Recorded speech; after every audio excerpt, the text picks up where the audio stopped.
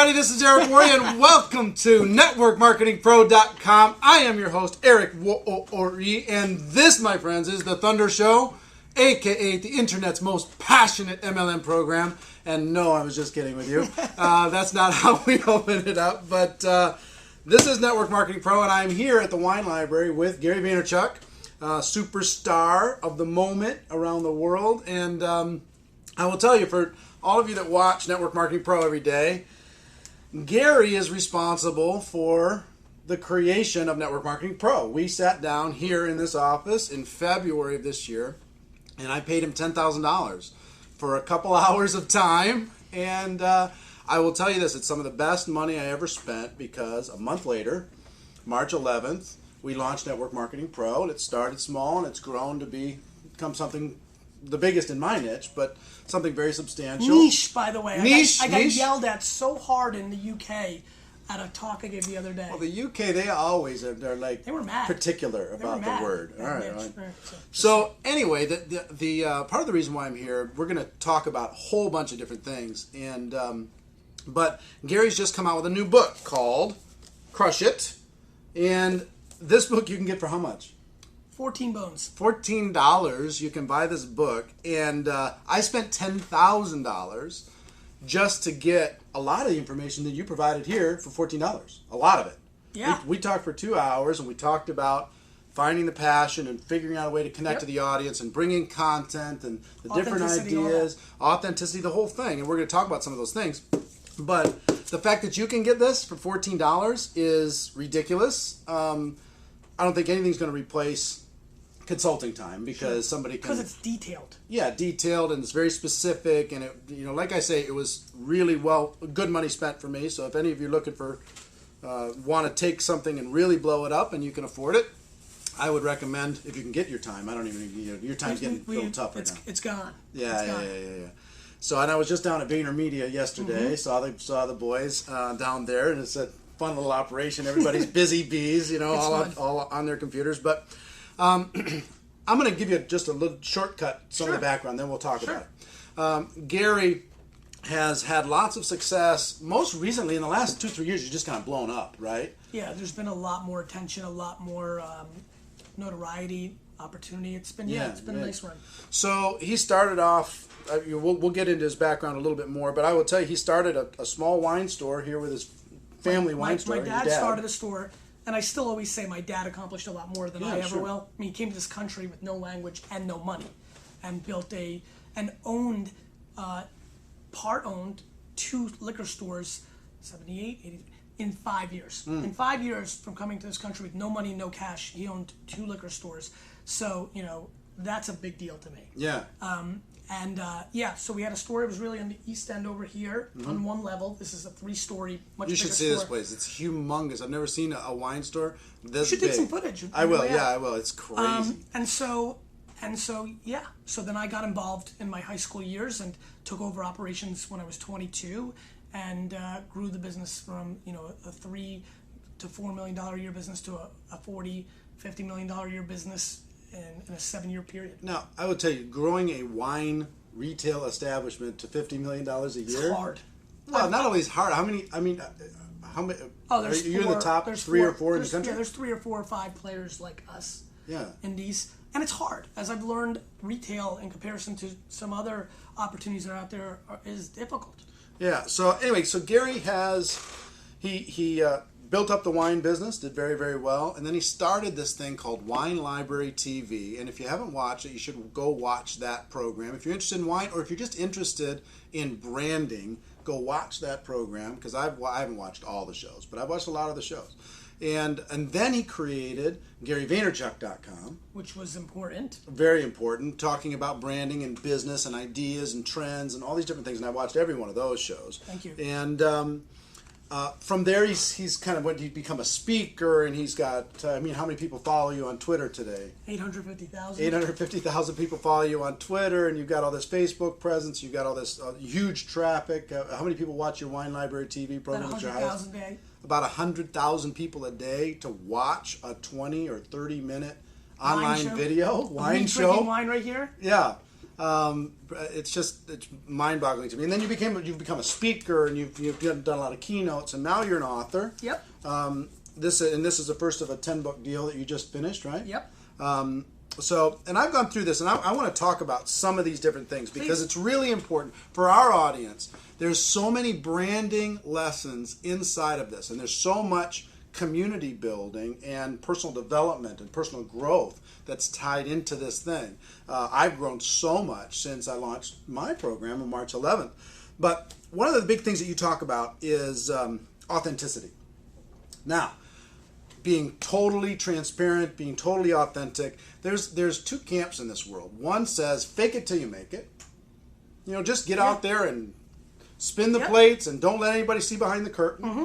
And then there's other people who say, like yourself, total authenticity. What do you say to both of those crowds? Fake it till you make it was awesome, and I believe in it in a lot of ways pre-2007. We now live in a day of age of flip cams, Twittering, overheards, tweets, Facebook. It is so hard to hide. It is just so hard to hide. And you're in a challenging space. There's a lot of people, my thoughts on this, MLM is a challenging space because there's a lot of negative perceptions. Absolutely. So, this is the best thing that could happen to MLM because there's a lot of dirty players and they'll get weeded out. Yeah. But the ones who are trying to do it legit and for the right reasons, there's some compelling arguments to how people think that corporate America is the same old game and that it is no different and this and that. I like the fact that you can completely put it out there. And whether it's, plenty of affiliate marketers who are full of crap and some are legit. Plenty of coaches, tons full of crap, plenty legit. Businesses, full of crap, legit. Personal brands, full of crap, legit. Exposing the reality of the situation is on an all-time high in this new world. And, if you have a business and you have an assistant and they know a lot about your business right. and you fire them or they leave, 10 years ago, a newspaper wasn't going to write that article about somebody in the MLM space. You know what I mean? Right. It just wasn't going to happen. It wasn't big enough. Now, a couple tweets, a couple videos, could get picked up by a couple other people. Your brand's dead. I love the fact that good is going to win and bad is going to lose. Right. And I think it's imperative for people to understand, fake it till you make it. You can play the part. And listen, go bravado, pound your chest and tell people you're going to make it happen. Just falsifying things is not going to work. I totally agree with you, 1,000%. Now, you've gone through a little bit of a shift in, I wouldn't say a shift in your authenticity, but maybe it is. If you go back and look at the very first Wine Library TV show, Gary's sitting here. Hi, my name is Gary Vaynerchuk, and I want to welcome you. And now I'm yelling. Yes, and he's about 100 shows in. And I would there say was a shift. It was about 65. Okay. I actually remember the moment. I was scared shitless to lose business in my retail business. And if I was having all the action figures that I love, to put up here on my table, if I was going to have these things sitting here and I was going to talk about the Jets and Macho Man Randy Savage and calling wines cat pee and horse manure, there was definitely an underlying fear for me that I was not going to be able to be considered serious to the people that were spending hundreds of thousands of dollars a year buying wine from me. Right. The end. Right. I mean, there's nothing else to say. So, what was the defining moment when you said, I can be me? When I just said, this isn't me. It just did, and it's not going to work this way. And if you even watch, even after 2 or 3 or 4 episodes, I start, it's truly like, I just felt like there was no value in me not being me because I started really crystal clear seeing the opportunity in building personal brand equity.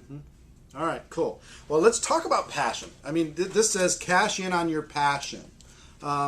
How important is passion in my opinion, it's the business? game. And as a matter of fact, people that are in a lot of businesses, this one for sure as well, I feel are chasing cash. And I truly believe that when you chase cash, you don't end up with it. And more importantly, even if you do, because you've had the DNA to be a good entrepreneur, salesman, you can make it happen, I don't feel that you end up happy. I just don't. There's no 90-year-old laying on their deathbed saying, I wish I made more cash. And more importantly, I ask everybody to think about legacy, because your legacy is much more detailed and being tracked today than it ever was before. So now you don't have to be a famous actor or politician or personality.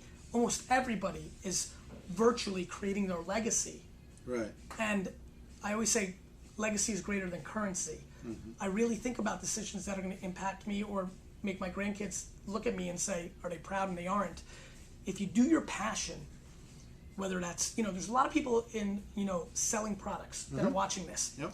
My thing is get into the content business. Now, you're going to say I am passionate about the product I sell, and I respect that.